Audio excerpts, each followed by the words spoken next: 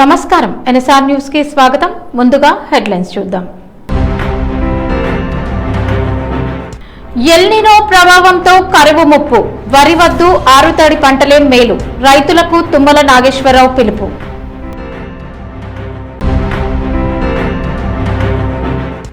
రేవంత్ మాట విని చట్ట వ్యతిరేకంగా వ్యవహరించవద్దు, భూ కబ్జాలపై ట్రిబ్యునల్ ఏర్పాటు చేస్తాం, ప్రభుత్వ అధికారులకు ఆర్ఎస్ ప్రవీణ్ కుమార్ వార్నింగ్.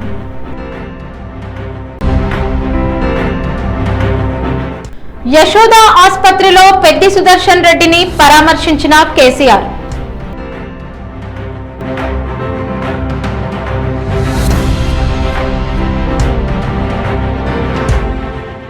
రాష్ట్రంలో ఎల్నినో ప్రభావం కారణంగా కరువు పరిస్థితులు ఏర్పడే అవకాశం ఉందని రాష్ట్ర వ్యవసాయ శాఖ మంత్రి తుమ్మల నాగేశ్వరరావు రైతులను అప్రమత్తం చేశారు. వర్షాభావ పరిస్థితులను దృష్టిలో ఉంచుకుని రైతులు వరి సాగుకు బదులుగా ఆరుతడి పంటలు, పప్పు ధాన్యాలు, చిరుధాన్యాలు, పామాయిల్ వంటి ప్రత్యామ్నాయ పంటలను సాగు చేయాలని సూచించారు. ఖమ్మం జిల్లా తల్లాడ మండలం బిల్లుపాడు గ్రామంలో సీనియర్ కాంగ్రెస్ నాయకులు దివంగత జక్కంపూడి కృష్ణమూర్తి, ప్రేమలత దంపతుల 2వ వర్ధంతి సందర్భంగా నిర్వహించిన కార్యక్రమంలో మంత్రి తుమ్మల నాగేశ్వరరావు పాల్గొన్నారు. కాంగ్రెస్ పార్టీ రాష్ట్ర నాయకుడు మట్టా దయానంద్ తో పాటు పలువురు కాంగ్రెస్ నాయకులు ఈ కార్యక్రమంలో హాజరయ్యారు. ఈ సందర్భంగా మంత్రి తుమ్మల నాగేశ్వరరావు, మట్టా దయానంద్ కలిసి జక్కంపూడి కృష్ణమూర్తి, ప్రేమలత దంపతుల విగ్రహాలకు పూలమాలలు వేసి ఘనంగా నివాళులర్పించారు. అనంతరం వర్ధంతి సందర్భంగా ఏర్పాటు చేసిన మెగా రక్తదాన శిబిరాన్ని ప్రారంభించి ఆరోగ్య శిబిరాన్ని పరిశీలించారు. ప్రస్తుతం గోదావరి జలాలను వినియోగించి ప్రాజెక్టులు, చెరువులు నింపే చర్యలు ప్రభుత్వం చేపడుతోందని తెలిపారు. అదే సమయంలో రైతులు పప్పు ధాన్యాలు, చిరుధాన్యాలు, ఇతర మెట్ట పంటలతో పాటు పామాయిల్ సాగుపై దృష్టి సారించాలని సూచించారు. పామాయిల్ సాగు రైతులకు దీర్ఘకాలికంగా అధిక ఆదాయం అందించే లాభదాయకమైన పంటగా మారుతుందని మంత్రి తుమ్మల నాగేశ్వరరావు పేర్కొన్నారు. మనం అనుకున్నటువంటి దుమ్మగూడెం లిఫ్ట్ ఇరిగేషన్ ఈ రోజు ఆ శ్రీరామచంద్రుడి దయ వల్ల సీతారామగా పేరు మార్చుకొని ఈ రోజు ఖమ్మం జిల్లాలోకి ప్రవేశించింది. మీ మండలానికి కూడా వస్తాయి. తప్పకుండా సిరిపురం మేజర్ కార్యక్రమం మొదలు పెట్టారు కాబట్టి నీళ్ళు ఇవ్వలేకపోతున్నాం. అది నాకు తెలియకుండానే ఆ కార్యక్రమం తీసుకున్నారు. అది ఎంత ఉపయోగం ఈ మండల రైతులకు తెలియాలి.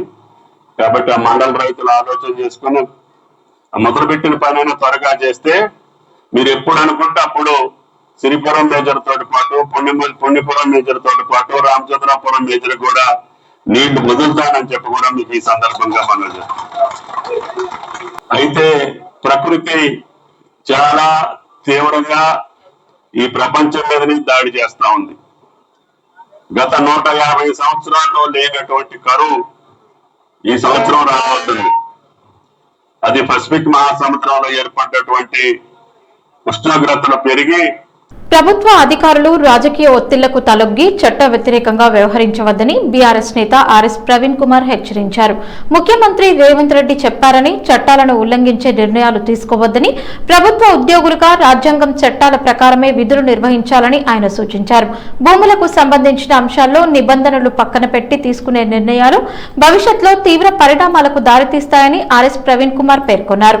రాజకీయ నాయకుల ఆదేశాల కంటే చట్టమే అధికారులకు మార్గదర్శకమని, చట్ట వ్యతిరేక చర్యల్లో భాగస్వాములు కాకూడదని అన్నారు. అలాగే భవిష్యత్తులో బీఆర్ఎస్ పార్టీ అధికారంలోకి వచ్చిన అనంతరం కాంగ్రెస్, బీజేపీ కుమ్మక్కై జరిగినట్లు ఆరోపిస్తున్న భూ కబ్జాల వ్యవహారాలపై సమగ్ర విచారణ చేపడతామని వెల్లడించారు. ఇందుకోసం ప్రత్యేక ట్రిబ్యునల్ ని ఏర్పాటు చేసి ప్రతి అంశాన్ని లోతుగా పరిశీలిస్తామని తెలిపారు. ఆ విచారణలో భాగంగా ప్రస్తుతం చట్ట విరుద్ధంగా వ్యవహరించే అధికారులు కూడా బాధ్యత వహించాల్సి ఉంటుందని, నిబంధనలకు విరుద్ధంగా వ్యవహరించిన ప్రతి ఒక్కరూ తగిన మూల్యం చెల్లించక తప్పదని ఆర్ఎస్ ప్రవీణ్ కుమార్ హెచ్చరించారు. మళ్ళొకసారి మేము చెప్తా ఉన్నాం, అధికారులారా దయచేసి మీరు చట్ట ప్రకారమే ఉద్యోగం చేయండి. మీరు రేపొద్దున ఆ సీట్ నుంచి బయటికి పోయినా మళ్ళీ మీరు రాసిన ఫైళ్ల మీద కంపల్సరీ శోధన జరుగుతుంది. రేపు బీఆర్ఎస్ పార్టీ అధికారంలోకి వచ్చిన తర్వాత మీరు కేంద్రంలో ఉండే బీజేపీతోని, అదేవిధంగా రాష్ట్రంలో కాంగ్రెస్ 2 కుమ్మక్కై ఎన్ని భూ కుంభకోణాలు చేసిండ్రు, ఎంతమంది పేద ప్రజల జీవితాలు నాశనం చేసిండ్రు, ఎంతమంది పేద ప్రజల గూడును కూలగొట్టిండ్రు. వీటన్నిటి మీద కూడా తప్పకుండా చర్చ జరుగుతుంది. వాటి మీద శోధన జరుగుతుంది. వీటి మీద ఒక ట్రిబ్యునల్ ఏర్పడుతుంది. ఆ ట్రిబ్యునల్లో ఎవరైతే అధికారులు రేవంత్ రెడ్డి గారి అక్రమ ఆదేశాలు పాటించిండ్రో, పేద జీవితాన్ని నాశనం చేసిండ్రో వాళ్ళందరి మీద కూడా చర్యలు తీసుకుంటామని చెప్తూ మరొక్కసారి రేపు రంగనాథ్ తర్వాత ఇంకొక అధికారి రావచ్చు, కానీ ఆ అధికారికి కూడా నేను చెప్తున్నా, దయచేసి కోర్టుల ఆదేశాలు పాటించండి, చట్ట ప్రకారం పోండి, రాత్రికి రాత్రి పోయి కూలగొట్టకండి, నోటీస్ ఇవ్వండి, principles of natural justice follow కండి, రాజ్యాంగం ఇచ్చిన జీవించే హక్కును కాపాడండి. ఆర్టికల్ 21 జీవించే హక్కు ఇచ్చింది, మీకెంత జీవించే హక్కున్నదో ఆ పేద పేదలకు కూడా జీవించే హక్కున్నది.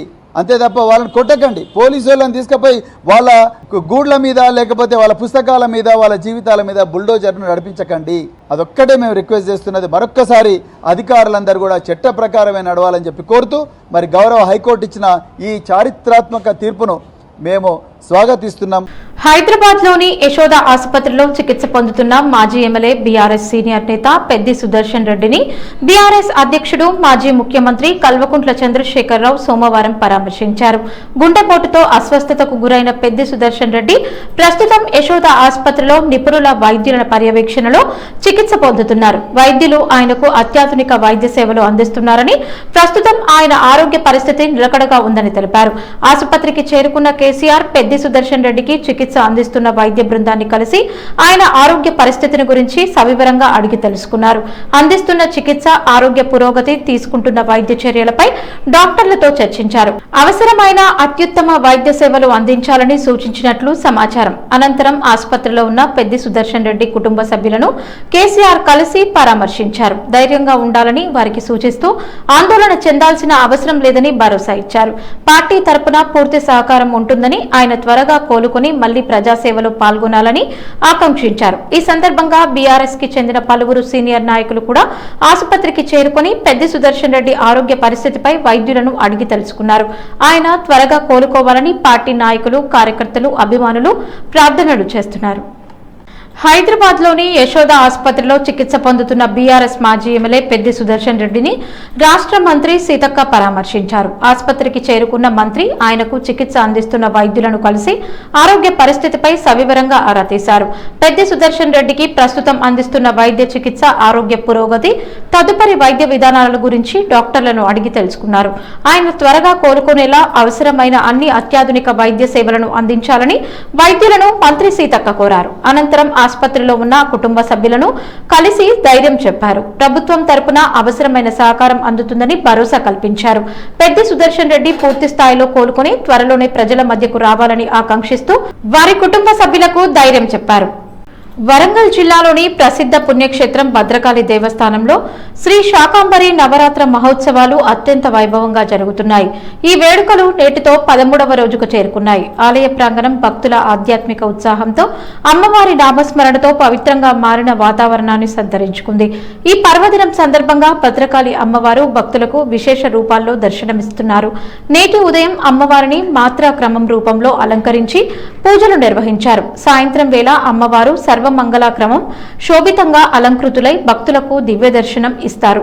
సర్వమంగళ రూపంలో అమ్మవారిని దర్శించుకోవడం వల్ల కష్టాలు తొలగి సర్వశుభాలు, నిండైన ఆయురారోగ్యాలు చేకూరుతాయని భక్తుల విశ్వాసం.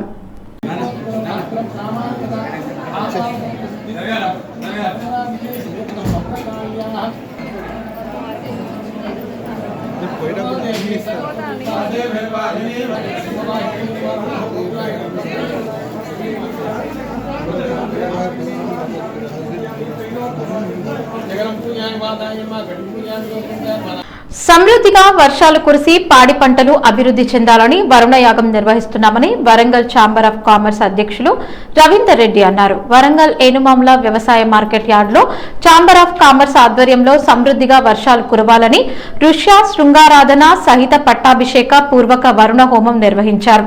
ఎలినో ప్రభావంతో 2 నెలలు వర్షాలు ఆలస్యమైనందున రైతులు తీవ్ర ఇబ్బందులు ఎదుర్కొంటున్నారు. 80% భారతదేశం వ్యవసాయాధారిత దేశం. వర్షాలు ఆలస్యం కావడంతో పంటలు లేక రైతులు తీవ్ర ఇబ్బందులు ఎదుర్కొంటున్నారని తెలిపారు.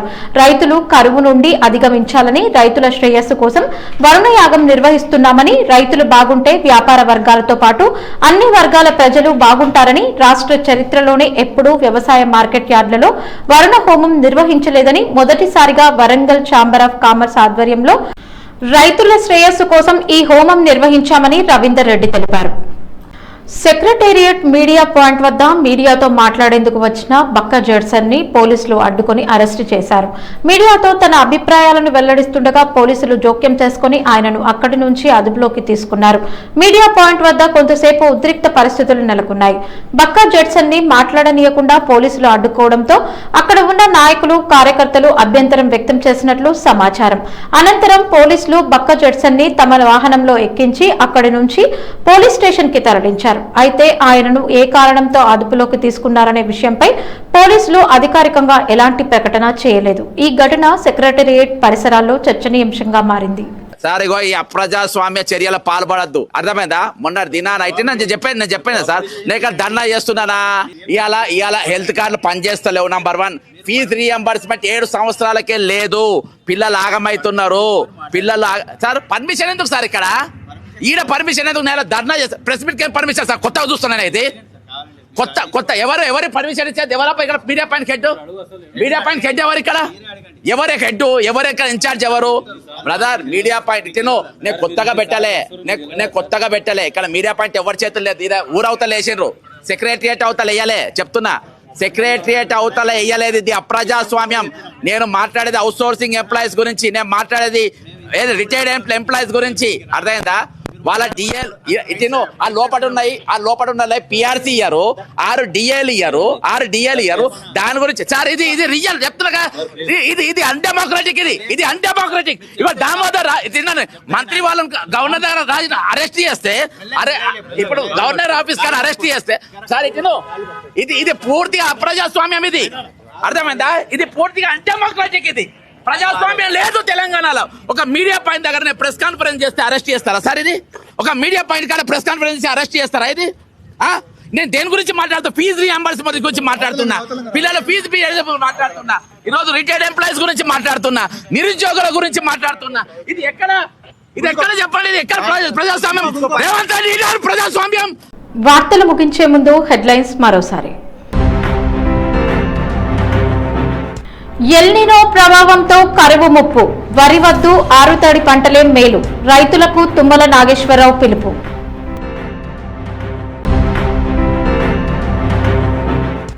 రేవంత్ మాట విని చట్ట వ్యతిరేకంగా వ్యవహరించవద్దు, భూ కబ్జాలపై ట్రిబ్యునల్ ఏర్పాటు చేస్తాం, ప్రభుత్వ అధికారులకు ఆర్ఎస్ ప్రవీణ్ కుమార్ వార్నింగ్.